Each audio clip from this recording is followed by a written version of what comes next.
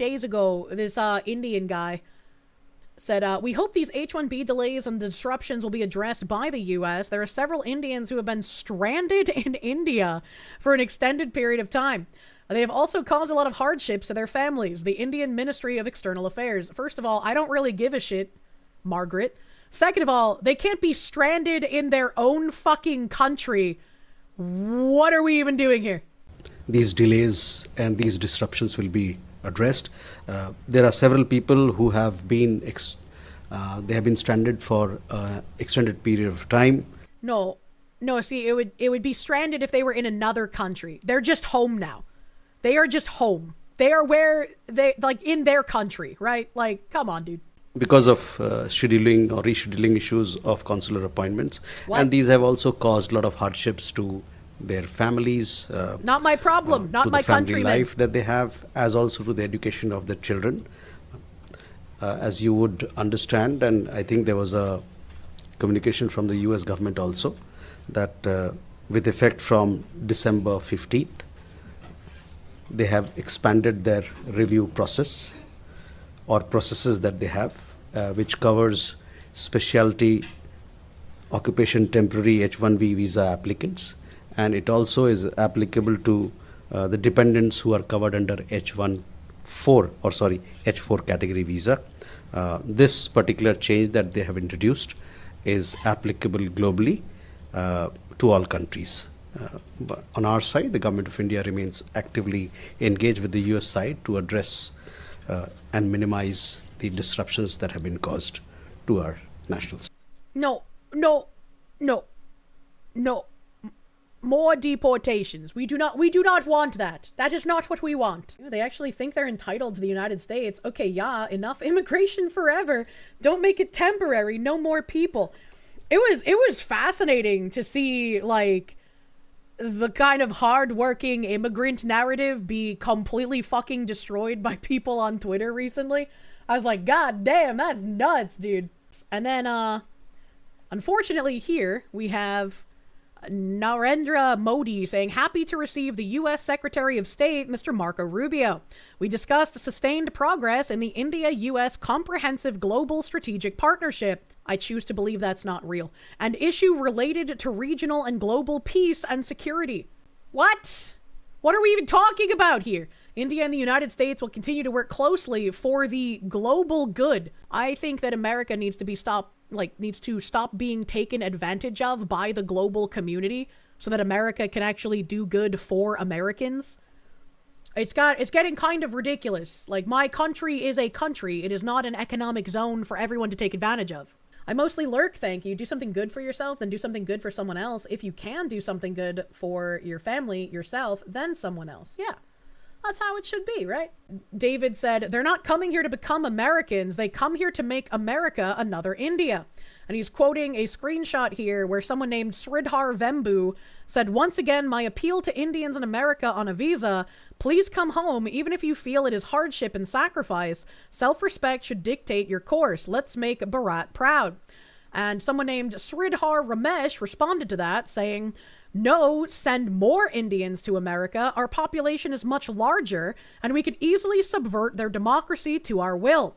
They lack the backbone to implement the only effective safeguard, permanent suspension of elections. Let's make Bharat larger. Let's make Bharat Maha again. And it's interesting that these are two Indians having an argument about, oh, if America wants to clutch up on visas, we'll show them and we'll take all of our important people back home, which...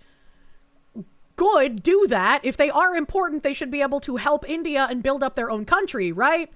Like, what are we doing here? And then this guy's like, no, instead of going home to build our own country, we must send more Indians there and take over their country. And it's just like, we should not have foreigners arguing over which way they can harm us the best because we refuse to let endless amounts of them immigrate here.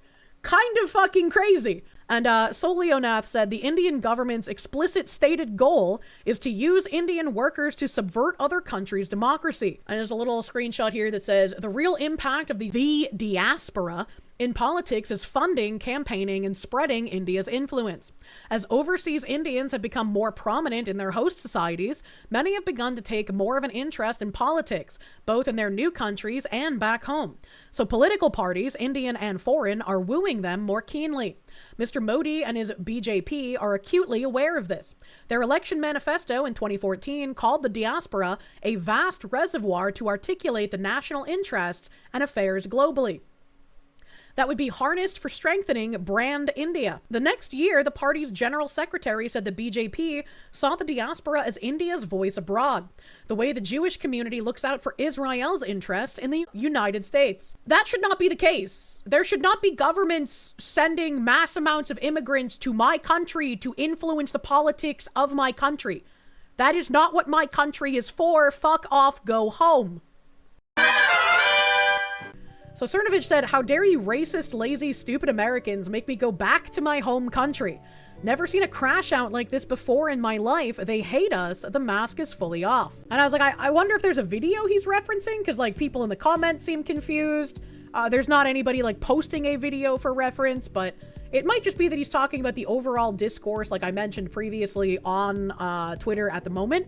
Oren McIntyre saying, "The Cato Institute can post all the fake stats it wants, but online crashouts have revealed the truth.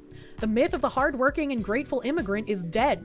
There are some of those, but most just see your country as a bag of money they're entitled to." And there were a couple of posts that had gone viral in that kind of vein, where you had this Theo person saying, "This sucks. America should welcome greatness. Builders, innovators, and creators should have a fast path to citizenship. I can't fathom why we would make life harder for founders starting billion-dollar companies that want to anchor themselves in the US." All right, what billion-dollar companies exactly are being started here? Because, like, Elon Musk is one I can think of off the top of my head. Like, how many billion-dollar companies are exactly being started by all of these builders, innovators, and creators coming here on H-1B visas, right? How many of that is what's happening?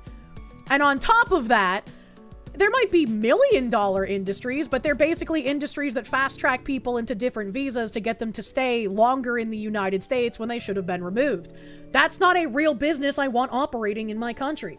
And then backing off of this Theo guy, someone else said, "Feeling robbed of my path to citizenship right now after grinding a PhD and contributing to foundational AI plus computing technologies for the United States for the past 10 years. Feels like robbing top-end technologists from me," I guess I meant top-end technologists maybe, "of the opportunity to achieve the American dream." You know what's crazy?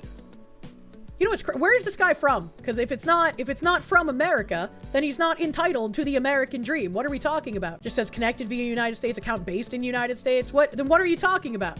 What are you talking about, man? Feeling robbed of your path to citizenship. If you're not an American, good. Use your PhD and your knowledge to improve whatever country is your home country. You should do that. Build up your country. The American dream is not yours if you are not an American. He continues and says, "Honestly, pretty devastating. Founders can't afford to leave the country while managing a billion-dollar company." What billion-dollar company? This will also affect many employees who are some of the top scientists in the world in their specialty, working on mission-critical tech for the US. If you are someone developing mission-critical tech, you will be a massive boon to your home country. They will be indebted for having you after you've had your knowledge acquired in the United States. I hope you can improve your home country and do many good things there. But I helped flood the internet with AI slop. Please don't deport me. EHEF, thank you. They can build their companies in their country, open a branch here, and hire Americans if they want to be a part of America. Abso-fucking-lutely. All you know about Bef Jesus is that he is an AI accelerationist, mans. I don't know anything about Bef Jesus. This is the first time I'm seeing this account, to my knowledge. I was like, I said that earlier today. I'm like, I have no idea who the fuck you are, guy. What? And he's like, "You liked one of my tweets before." And it's just like, what? I don't remember every account that I like a tweet from. Come on, man. And then, this guy saying, "Oh, you built a whole life in my country on your temporary visa? Sounds retarded. You should probably leave. Hard agree." This other guy saying, "I've lived here for 12 years on a non-immigration temporary visa. I have a mortgage on a $1.2 million house. Many cases." It's absurd. It is absurd that the American dream promised to Americans by our forefathers who built this country has been usurped by people coming here treating us like an economic zone. The American dream belongs to the Americans, not to foreigners coming here to loot our country. Fury over California congressional candidate's outrageous anti-America protest. Millions of Americans will spend Memorial Day weekend honoring those who died while serving in the U.S. military. But California congressional candidate Mai Vang will likely not be one of them. The lefty Sacramento City Council member has boasted about refusing to say the Pledge of Allegiance at public meetings and ceremonies, and routinely turned her back on the flag. It was very weird to me. And I guess weird only because I'm so used to everyone railing against the Pledge of Allegiance and being kind of like dickish about the flag in general.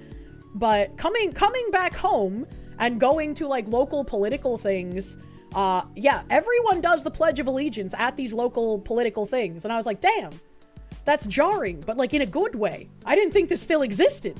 Vang, who is attempting to unseat longtime Democratic Rep Doris Matsui in the June primary election, is currently polling neck and neck with the incumbent and slightly ahead of Republican Zachariah Wooden.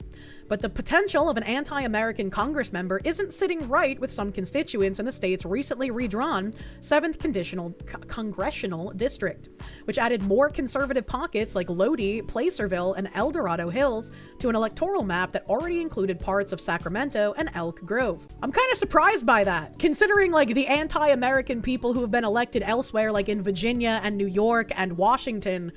Very surprised that there are people who take umbrage with this in the area that it's happening in. David Cushman, chair of the San Joaquin Republican Party, said that Vang is attempting to mold herself in the image of the ambitious New York rep Alexandria Ocasio-Cortez. Her strategy is badly misjudged and really bad fit for the district, he told the California Post. She's trying to be the AOC of the Central Valley, but this is not the same district as AOC's or even Nancy Pelosi's district in San Francisco. Vang, the daughter of Hmong, is that pronounced Hmong or Hmong, refugees, has had several notable incidents in which she refused to take part in the pledge. From a Veterans Day ceremony last year, it's already like bad enough to not do that as a representative. But if you're at anything to do with veterans and you're like turning your back on the flag, what the fuck is wrong with you at that point? From a Veterans Day ceremony last year to district meetings on January 22nd and March 26th, as well as a Sacramento City Council meeting on July 1st, 2025. What a fucking grotesque picture. Do you think any of these people will end up feeling any remorse for enabling communists to usurp our country? No. Do you think they even have the ability to self-reflect in that manner? Steve Maviglio, a Democratic political consultant in Sacramento, called Vang's actions completely disrespectful to veterans and their families. It's patriotism 101. You say the Pledge of Allegiance even if you don't agree with everything. Maviglio said. Oh my god, I'm struggling with these names. You can't say the Pledge of Allegiance. That's how extreme you are. Come on. Vang, who did not respond to the Post request for comment, even celebrated her refusal to cite the Pledge of Allegiance in a social media post last year. And here is her media post saying, "This is exactly why I choose not to recite the Pledge of Allegiance during every council meeting.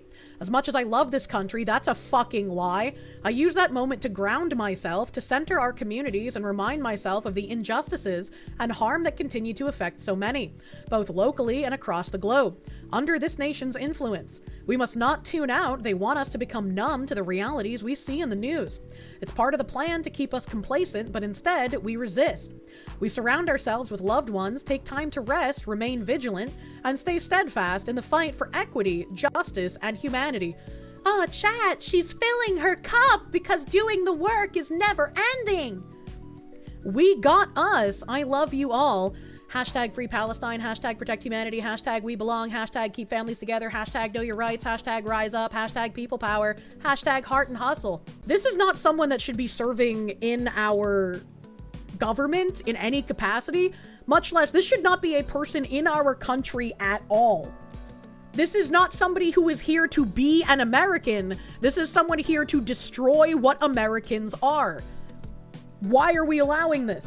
Yeah, fucking hashtag get her out, go home. What has further enraged some of Vang's critics is the contrast in her family's path to the US with the assistance of the US military, compared to the way Matsui's family was treated. Representative Matsui, 81, was born in an internment camp during World War II after the federal government forced her family and many Japanese Americans into detention facilities. It's kind of fucking crazy that somebody who was born here to interned Japanese Americans... I don't know anything about this woman, but I'm assuming that this representative has more patriotism for this country than Vang does. They're still a Democrat, so who knows how much. But still, that's fucking crazy. Vang is going on like she's the big champion of immigrant rights, and Matsui lived it, Maviglio said. The Japanese were extremely patriotic during World War II? Yeah.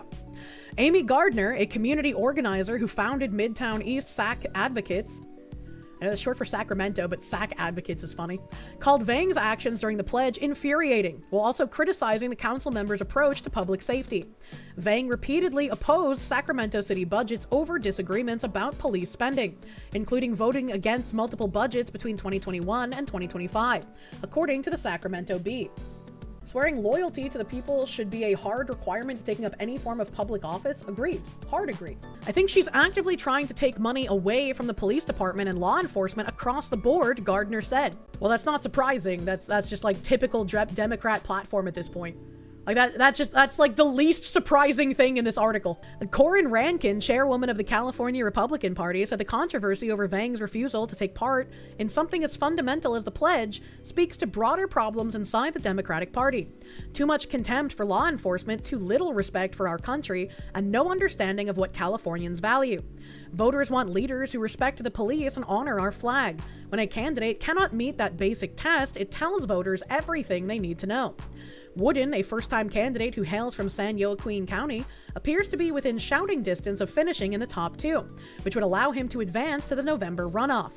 To hear that somebody wants to be a sitting member of U.S. Congress and appears to be disinterested in the major symbols of American pride and what it means to be an American is not just disappointing, it's malicious.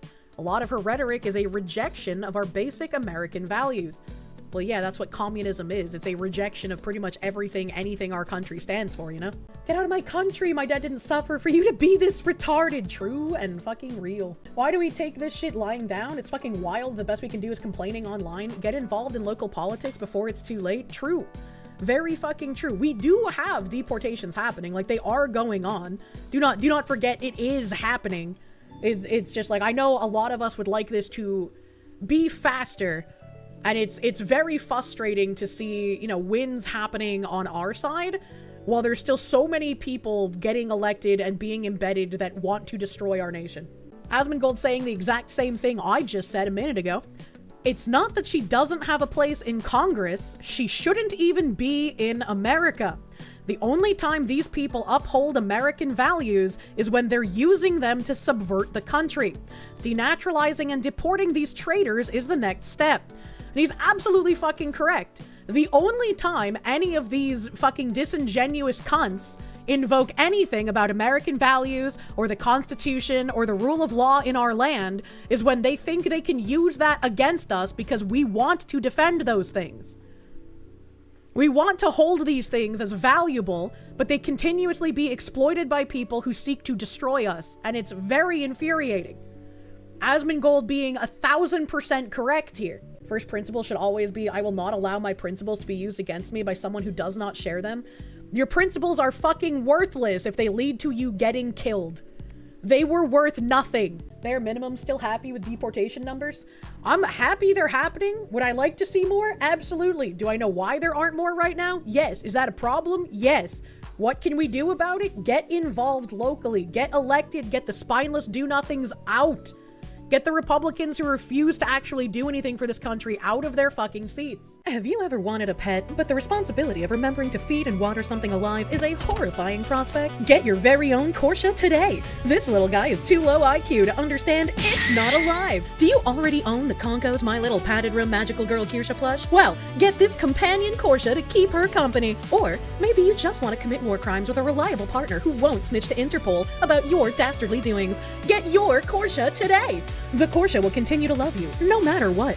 Except if you try to do it. Do not the Korsche. The Korsche is for loving, eating, and war crimes, not for doing. Buy a Korsche for your Korsche so that they don't get lonely inside your walls.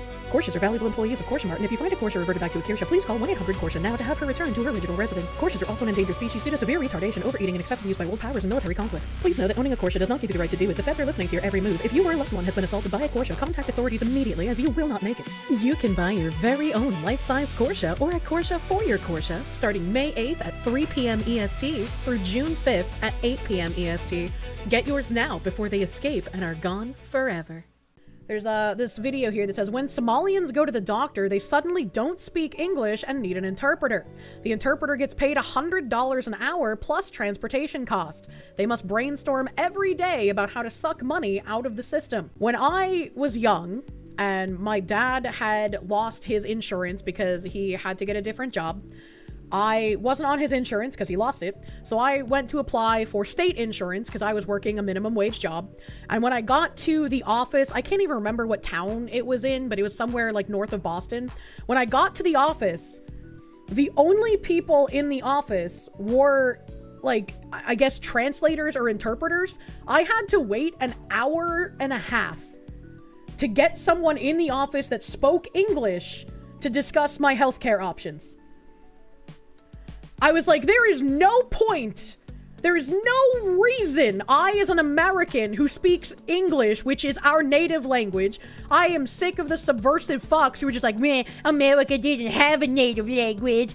We did. English was the native language. Fuck you and fuck your subversive shit. It was our native language even before Trump made it official, all right? Like, let's just fucking stop that right here.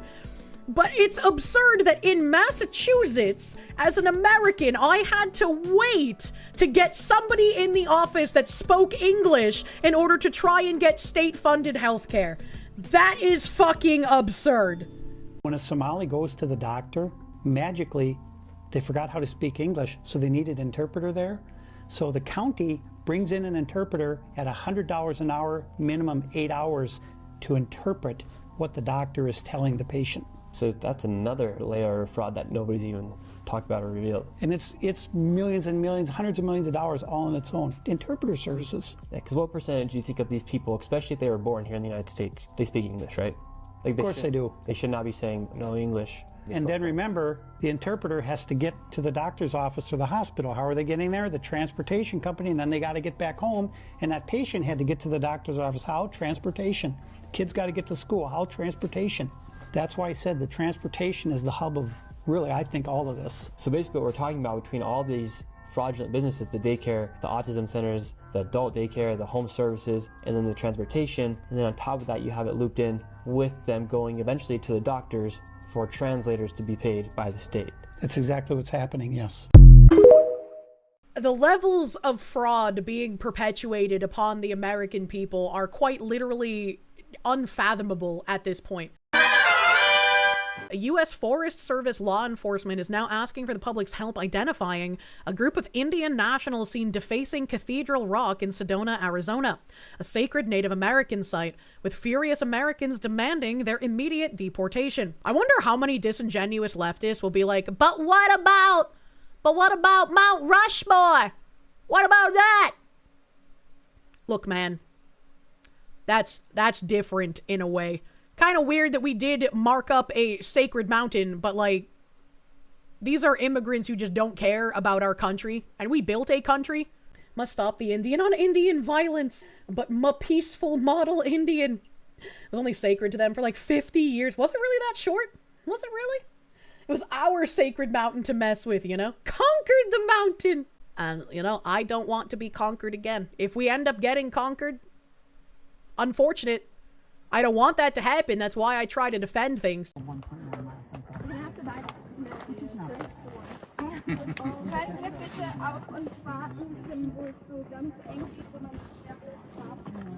Cool.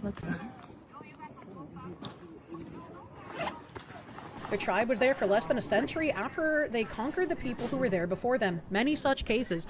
Wasn't there a thing that like the Maori actually weren't even native to New Zealand?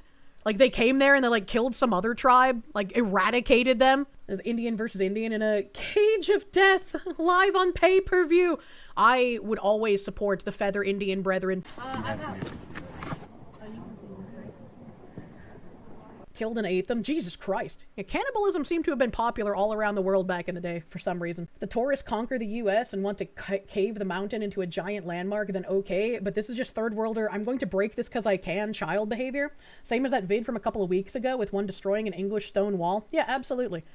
Absolutely. If we get conquered, unfortunately, we will have deserved it because we would have feared being called racist more than protecting our country, which...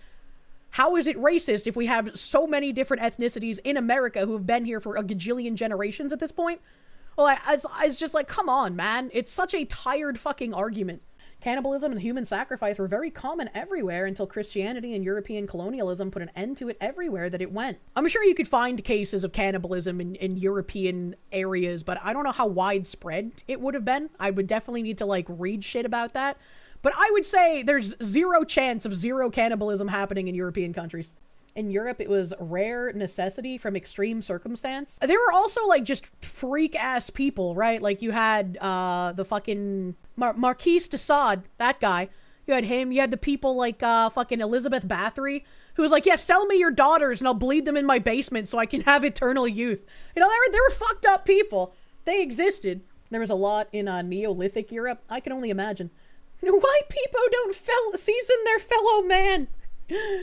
Most of the Egyptian mummies that were brought to Europe were eaten and ground up into paint. The ones we have now are the rare few that survived. Why and who were grinding up and eating Egyptian mummies? Weren't they filled with, like, fuck tons of chemicals to mummify them? Cannibalism was frequent enough among Native American tribes that it spawned a whole-ass cryptid, the Wendigos. Oh, I like Wendigo mythology. Victorians were retarded. A little bit. You think Bathory is the original I Can Fix Her? Maybe. Maybe.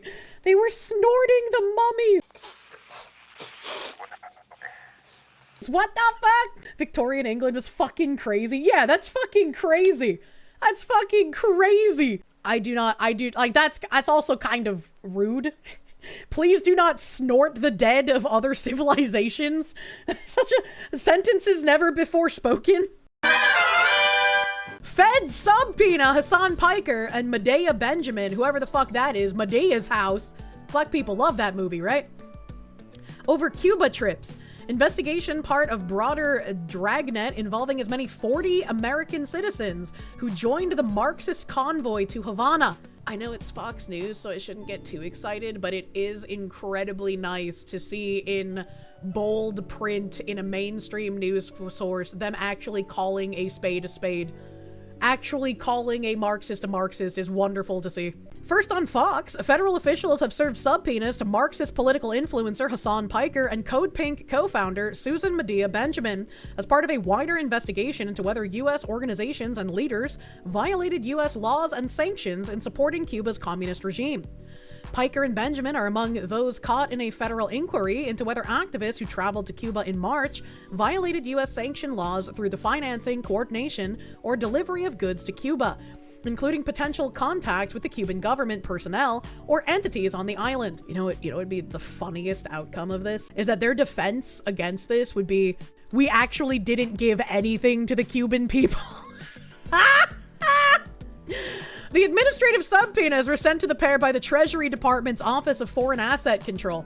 The administrative subpoenas, called Requests for Information, or RFI, seek financial, logistical, and communications information revolving around trips the two widely bragged about making to the island nation in March, with delegations of the Nuestra America Convoy, or Our America Convoy, from a global network of communist sympathizers, activists, and influencers who brought supplies to the country's ruling Communist Party of Cuba, according to sources familiar with the matter.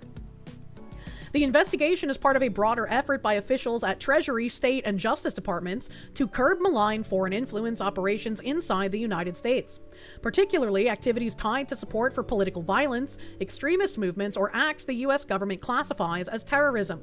The scrutiny reflects growing concern among federal authorities and lawmakers over whether foreign actors or aligned organizations are attempting to shape American political discourse, mobilize activists, sow discord, and normalize rhetoric that could encourage violence or undermine U.S. national security interests. I feel like the feds and the lawmakers are, like, 60 years behind on this? What the fuck do you mean?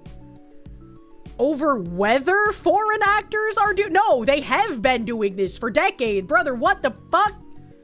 There's no way they're that dumb. So like, what is this? Who is this for? Why do you phrase it like that? According to a Fox News digital investigation, Singham has pumped $278 million into nonprofit groups that have pushed pro-China, pro-Cuba, anti-US narratives and street protests for almost a decade, since his marriage in February 2017 to Code Pink co-founder Jodie Evans, who is also being investigated for her role in the March trip. Code Pink received $1.33 million from Singham after he married Evans. What the fuck? What the fuck? Also, if they're investigating Piker for his Cuban excursion, are they gonna also bring up his Chinese excursion? That would be very interesting. Who is that swamp hag? The noose is tightening, commies. Let's see you let it slip this time. You know, again, the peaceful option is always the best one. Commies can get the fuck out. Denaturalize, deport. In mid-March, organizations in the Singham network, from the Venceremos Brigade to the People's Forum, a hub for communist causes in New York City, were leaders of the Nuestra American Convoy, which included an estimated 650 delegates from 33 countries and 120 organizations.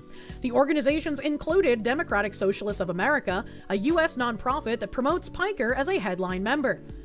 Didn't they also, and correct me if I'm wrong, chat, please, didn't they also support some of the, like, politicians, the Somali politicians, and Tim Walz running in Minnesota? Like, I remember reading a bunch about the Democratic Socialists of America when we were going over Minnesota fraud. Yes? Okay, I'm glad I did not misremember. The investigation by the Office of Foreign Asset Control is part of a broader dragnet that includes as many as 40 American citizens who joined foreign nationals, including a controversial Brazil activist, Tiago Avila, who are part of a global network of anti-US Marxist, communist, and socialists. Additional subpoenas are expected. God fucking damn. He was already on stream saying it's not great for me when they started investigating his foreign ties. He was visibly nervous talking about it. Good. Fucking good. And I'm not going to lie to you guys. It's not great. The news is not great. Okay? I mean, it's bullshit, but still not great that, you know, they're after your boy. They're up my ass. And I'll obviously get into it right now. I'll tell you all about it, but let me blast off real quick. We will free you, brother. Yeah, free me. Free me. Free me. I can't believe I'm saying that. A fun fact about the Code Pink hag, her and her org used to be very anti-China because of the human rights abuses and anti-LGBT stances. Then she started getting funding from China and moved there and said it's the best country in the world. My human rights abuse is good, yours bad. The DSA is the Socialist Party that's embedded itself with the Democrat Party? Unfortunately so. It's kind of funny, after all the things promoted and said, this trip is going to get him? Yeah, that's true. You can advocate for killing American politicians and for conservatives' blood to run in the streets, but you can't go to Cuba. can't do that. And now you have officially carried it too far, buddy. The administrative subpoenas mark a serious escalation by the Trump administration against a far-left nonprofit activist network that has spent years defending communist regimes, from Cuba to China, while presenting its work as humanitarian aid, anti-war organizing, and solidarity with people oppressed by the imperialist U.S. colonial power. I like how they put all of these in quotation marks because they absolutely should be. All these fucking buzzwords they use to try and trick people into supporting communist bullshit. It's great that Ethan Klein is defeating all of Hasan's minions while the government's going after Hasan. As reported, a Fox News digital investigation has identified 145 U.S. nonprofits and activist groups with $1 billion in collective revenues that Justice and Treasury Department officials are investigating as part of a wider influence campaign by Cuba's communist regime and other foreign actors. According to public statements, it's believed that delegation members stayed at a hotel in the U.S. State Department has put on a Cuba restricted list, as businesses directly tied to the communist government of Cuba designated a state sponsor of terrorism. Didn't Hasan try saying that that wasn't the case with the hotel that he was staying at, even though it was very suspicious that it was the only place to have electricity while the electricity was off on the entire island? I guess not the only, one of the only places.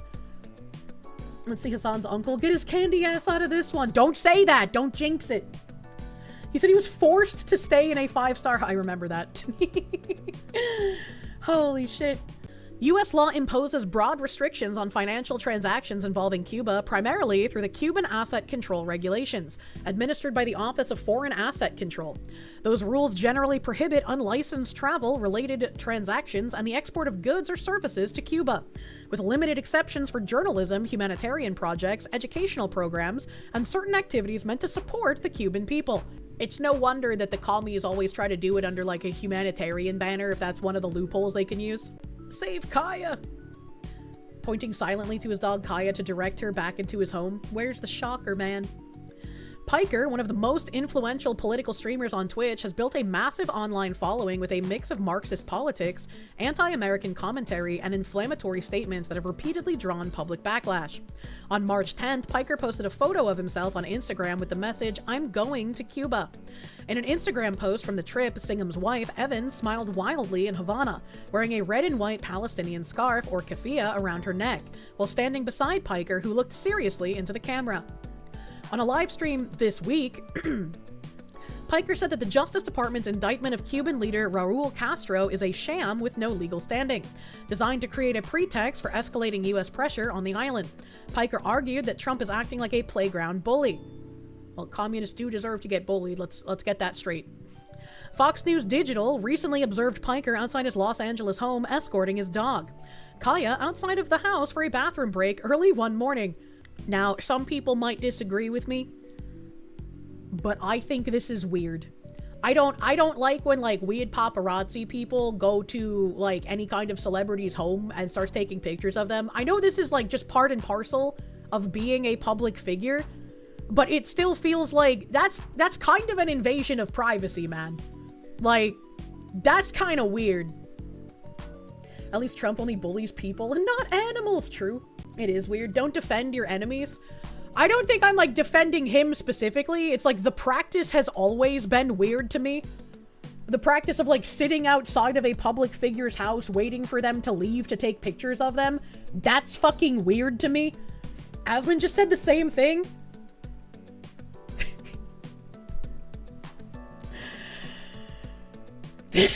I don't even have a witty retort for that. Kaya, a large breed dog that is a mix of Tibetan Mastiff, Chow Chow, and St. Bernard, has been the beloved subject of an online campaign dubbed Free Kaya. Over allegations, Piker trained Kaya with a shock collar that transmits painful stimuli as part of behavior training. At one moment, Piker silently stood over Kaya and gestured with a finger for her to return to the house after relieving herself. Later, Kaya was observed being walked and driven by a woman leaving Piker's home. I was like, I'm not even like trying to defend fucking Hasan because I don't like Hasan and I don't like fucking commies. It's just weird for people to be posted up outside a figure's house to like wait for them to come out and take pictures. Always, I don't care if it's Britney Spears, I don't care if it's Leonardo DiCaprio, I don't care if it's Asmongold, it's just weird. From the couch to the TV, Kaya will be fucking free. Mika Lim, thank you. Hasan said in an interview that he is an anchor baby and admitted in a podcast that the Cuban government helped him and wanted him to do propaganda for them. That is a crazy clip. How have I not seen that? Where the fuck is that clip? This is what I always found funny is that you were born in New Jersey, but then they shipped you right to Turkey. Yeah. Because they didn't want you to get an American upbringing. Well, the thing is, like, it was the other way around. My parents were very sneaky with it. They were like, if we baby. Yeah, if we give birth to him, you know the immigrant mentality. If you give birth to him here, of course, then he will be American. Then yep. Which, you know, sucks to suck, racist. Like, that's just how it works still. It's a loophole. Yeah. The Cuban government actually hit my contact from the embassy and told him that if the only thing stopping us from coming to Cuba was the consistent internet access, we can make it happen. Yeah, Cuba is sick. Wait, the government reached out to you? So yeah, of course. It's well, not reached out to me. There's like there's a middleman there. Benjamin has made her mark as an activist gadfly who stages media spectacles at congressional hearings, defense industry trade conferences, and the homes of government officials, yelling invectives, chants, and slogans, branding herself as anti-war, but actually running a pattern of messages denouncing the US and uplifting communist and authoritarian regimes from the Islamic Republic of Iran to the Chinese Communist Party and the Communist Party of Cuba. It's just fucking crazy that communists can just run around and do this shit. Like, there should be absolutely zero reason that communists aren't treated the exact same way as unironic Nazi people. Like, any kind of, like, people praising Hitler or people who are like, I'm a neo-Nazi, blah, right? They should be treated with the same kind of, like, ire and, like, you're a retard, what are you doing? Fox News Digital recently observed Benjamin outside her colorful home in Washington, D.C., with her partner and fellow activist Tighe Barry, who accompanied her on the trip to Havana. So, like, again, that's weird. If you're like out there as like a journalist trying to document like a fucking communist subversive in order to have the feds arrest them, like that makes sense, but this just feels weird. Piker has been criticized for saying that America deserved 9/11, a remark he later said was poorly phrased. And for past comments about former Rep. Dan Crenshaw, our Texas, a Navy SEAL veteran who lost an eye in Afghanistan. More recently, critics, including Rep. Richie Torres, Democrat New York, have accused Piker of amplifying anti-Semitic rhetoric after October 7th, while Piker has denied anti-Semitism and said his criticism is aimed at Israel, not Jews. The larger group under scrutiny includes Isra Hirsi, the daughter of Representative Ilhan Omar, deport, get her out of my country. According to sources, with investigators examining whether Omar may have funded her daughter's travel to Cuba. Omar didn't respond to an earlier request for comment about her daughter's trip. Literally, unironically, Omar funding her daughter's travel to Cuba is the least of Omar's worries. We have immigration fraud and marriage fraud. Why? Why? Piker, Benjamin, Singham, Evans, and Code Pink didn't respond to requests for comment. According to sources, the Office of Foreign Asset Control is also investigating Code Pink's DC coordinator, Olivia DiNucci, a former Division I basketball star from Emerson College in Boston. What? Her unassuming girl-next-door persona often gains her entry into coveted spaces that she then disrupts with loud theatrics. She joined a convoy led by the Brazilian activist Avila. Federal investigators are examining whether the caravan's financing, logistics, coordination, or delivery of goods crossed legal lines under U.S. sanction laws. Legal experts told Fox News Digital that the subpoenas could determine whether prosecutors pursue a criminal case under the International Emergency Economic Powers Act, also known as AIPA, or whether the matter remains a civil enforcement issue handled by the Treasury Department's Office of Foreign Asset Control, which administers U.S. sanctioned programs. The Office of Foreign Asset Control can impose civil penalties under a strict liability standard, meaning the government does not have to prove intent. The Justice Department, by contrast, generally must show that a defendant willfully violated the law in a criminal case, often through evidence of concealment, evasion, or knowing participation in prohibited transactions. So basically, it's impossible to convict anyone under this. It's basically just like, go fuck yourselves, I guess. I don't know, man. You have a question? Instead of tearing down the US, why doesn't Hasan go back to Turkey, where he was educated, and try to elevate that country, since he hates us here? Because the goal of communism is to become, like, the global rule. It's like, we have to have communism everywhere, comrade, then we will achieve utopia. In a long live stream on Saturday, Piker interviewed another influencer, Ashley St. Clair? I am confused by that. Is she so upset that she was another in a long line of Elon knocking up hot chicks that, like, she wasn't the one he was gonna settle down with, and now she's a communist? What is fucking happening? What is fucking happening? Again, when I was demonetized on Twitter, Ashley St. Clair was the one who got my monetization back. It's just like, it feels like a fever dream to, like, be reading this. She's as authentic as Andy ditches autism? What the fuck, bro? And she's gone full spiteful X to get at Elon? Yeah, that's fucking crazy, bro. That's insane. Wild, yeah. Wait, what? Yeah. Yeah, this is like, I had a journalist guy, I don't know if he wants to be named, but I had a journalist guy, like, reach out to me, and he was like, oh, I know someone who could help you with your monetization issue. And then Ashley St. Clair messaged me and was like, what's the issue? And I told her, and then I got monetization back within, like, a couple of days. I was like, that's fucking crazy. Kirsche turns men gay, Elon makes chicks commies. I don't think Elon and I should ever go to parties together, because that would be a very dangerous weapon. That's also really weird, right? In a long live stream on Saturday, Piker interviewed another influencer, Ashley St. Clair, about having a baby with billionaire Elon Musk, railed against Trump, defended the communist leaders of Cuba, and free associated about other topics in the news, including a shooting outside the White House, decrying the chaos in America. It's fucking terrifying, he said. What does he mean by that? It's terrifying for who? Not you, Hasan. Not for the people that support you. It's for the people you're against. It's terrifying for people who are against you, Hasan, sir. What is happening? What does he mean?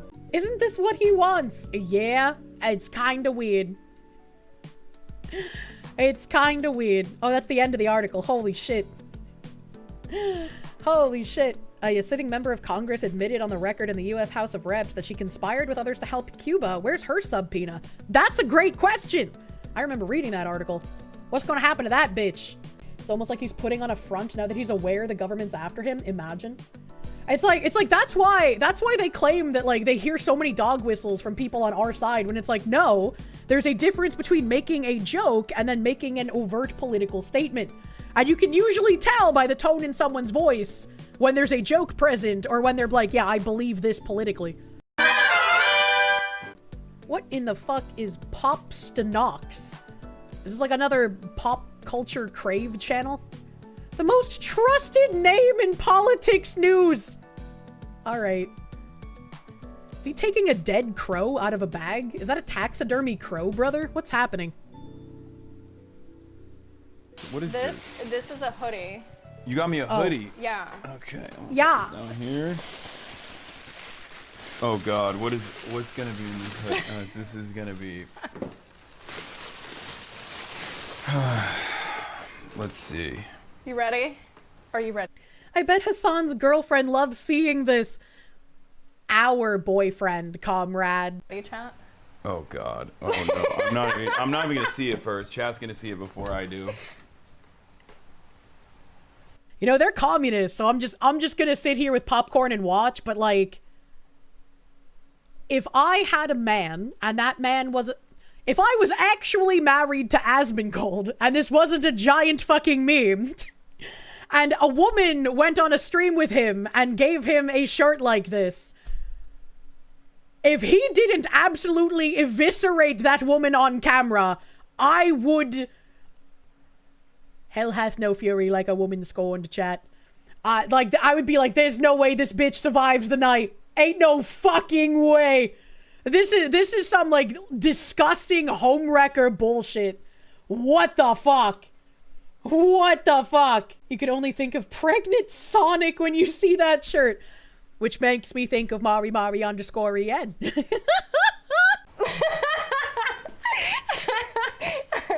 I've been sent by Benjamin Netanyahu to get his Twitter account banned. This is... Oh my God. Oh God. Give her this, as she knows what she wants and she goes for it. She got some fucking tenacity, but, like, this is This is why women hate each other, bro. Fangirling is something the gods would be envious of. This over here, the little like finger touch. And then that like specific suck in laugh that she did after the finger touch. That is like the fakest I'm being smug about doing this to someone else's man. Oh my god, this is not a woman you would want in your friend group, is like the nicest way I can put this.